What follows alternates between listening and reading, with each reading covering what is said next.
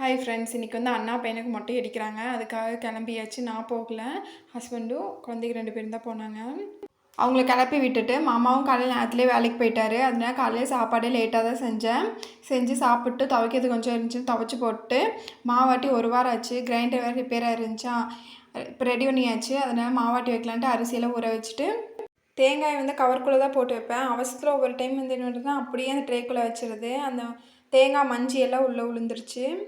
அதுக்கப்புறம் கருகாப்பில் கொத்தமல்லி தழையெல்லாம் கவரில் போட்டு வைப்போமா, அதை அவசரத்தில் எடுக்கும்போது கீழேயே சிந்தி நிறைய குப்பையாயிடுச்சு. எல்லாம் இன்றைக்கி தொலைச்சி விட்டாச்சு. இனி தேங்காயை வந்து கவருக்குள்ளே போட்டுட்டு கொத்தமல்லி தழை கருகாப்பில் தழையெல்லாம் தனியாக பாக்ஸில் தான் போட்டு வைக்கணும்.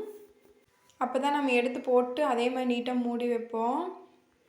ஃப்ரிட்ஜை துடைக்கும் போது நான் சுவிட்சை ஆஃப் பண்ணவே மாட்டேன். ஹஸ்பண்ட் திட்டுவார். சும்மா வெளியே தான் துடைக்கிறேன் அப்படின்னு சொன்னாலும் நீ சுவிட்சை ஆஃப் பண்ணிவிட்டு தொட அப்படின்னு சொல்லி திட்டுவார். இன்னைக்கு நான் உள்ளே துடைக்கும் போது ஞாபகம் வந்துச்சு, அப்போ டக்குன்னு போய் ஆஃப் பண்ணிட்டேன். கிரைண்டரு கொடுத்துட்றப்ப இண்டக்ஷன் ஸ்டவ்வும் ரிப்பேருன்னு சொல்லி கொடுத்து விட்டுருந்தேன். ஆனால் அது வந்து இப்போ இங்கே பண்ண மாட்டோம், வேறு கல்லில் கொடுங்கன்ட்டாங்களாம்மா. அதனால சரி இன்னொரு நாள் கொண்டு போய்க்கலான்ட்டு கொண்டு வந்துட்டாரு. கிரைண்டர் வந்து ரெடி ஆயிடுச்சு.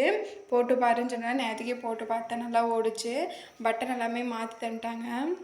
நேற்றுக்கு மத்தியானம் ஜாம் செஞ்சோம்ல, அப்போ அவங்க அப்பா கடைக்கு போமாறாருன்னு சொல்லிவிட்டு அவங்க அப்பா கிட்ட ஃபோன் பண்ணி சொன்னால் ப்ரெட் வாங்கிட்டு வர சொல்லி, அவர் வரக்கு லேட் ஆகிடுச்சு, வரையில் மறந்துட்டார். அதுக்கப்புறம் நைட்டு போய் அவங்க அப்பா வாங்கிட்டு வந்துட்டாரா. அதுக்கு இன்றைக்கி மத்தியானம் வரையில் ப்ரெட்டு பண்ணு வாங்கிட்டு வந்தார்.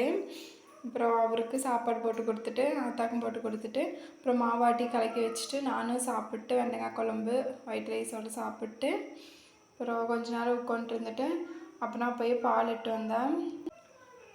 பால் ஊற்றி வச்சுட்டு அப்படியே பாத்திரம் கழுவுறது கொஞ்சம் இருந்துச்சு, அதையே கழுவி வச்சிடலான்ட்டு அப்படியே கழுவிட்டு இருந்தேன். பாலை காய்ச்சி வச்சுட்டு வெளியே போனால் லைட்டாக மழை தூரிகிட்டே இருந்துச்சு. ஃபோன் பண்ணி கேட்டதுக்கு பட்னா வந்தாச்சு, அம்மா வீட்டுக்கு வந்தாச்சு அப்படின்னு சொல்லி சொன்னாங்க. இடியாப்பக்கார வர்றக்கு டைம் ஆச்சுன்னு சொல்லிட்டு திண்ணில் உட்காந்துருந்தேன். அப்புறம் அவங்களும் வந்துட்டாங்க. அப்புறம் இடியாப்பம் 2 பாக்கெட் வாங்கியாச்சு. அப்புறம் கொஞ்ச நேரம் டிவி பார்த்துட்டு உட்காந்துருந்தேன். அப்புறம் அவங்களும் வந்துட்டாங்க. மொட்டை அடிக்கிறப்ப தம்பி அழுதானா அப்படின்னு சொல்லி கேட்டேன். அழுகலை அப்படின்னு சொல்லி சொன்னான். இவங்க 3 பேருமே அழுதாங்க, பாப்பா தீக்ஷித் செல்லியம் 3 பேருமே. குகன் வந்து லைட்டாக தான் அழுதுருக்கான், ரொம்பலாம் அழுகலை. அப்புறம் நைட்டுக்கு வந்து இடியாப்பம் தேங்காய் பால் ரெடி ஆகியாச்சு. நாட்டு சர்க்கரை போட்டு தேங்காய் பால்.